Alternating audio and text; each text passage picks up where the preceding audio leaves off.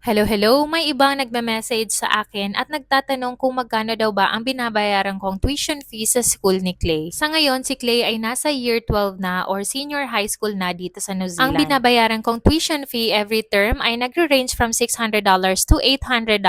So meaning 4 times akong nagbabayad sa isang taon. Pero ang tuition fee naman ay nakadepende kung saang school pumapasok ang mga anak nyo. Ang school na pinapasukan ni Clay ay tinatawag na State Integrated School. So meaning dati siyang private school na ngayon ay funded na din ng government. Usually, ang mga tinatawag na state integrated schools ay yung mga Catholic schools at yung mga school buildings nito ay privately owned. And yung mga public schools dito sa New Zealand ay tinatawag na state schools, meaning they are owned and funded by the government. Noong nasa primary school si Clay, or kung tawagin sa atin dyan ay elementary, pumasok siya sa isang public school at ang pagkakatanda ko, ang binabayaran lang namin ay nasa $30 na donation. Kaya nung nasa elementary si Clay noon dito ay halos wala kaming ginagasto sa pag-aaral niya. Kayo ba, magkano ba ang tuition fee na binabayaran nyo sa school ng mga anak nyo?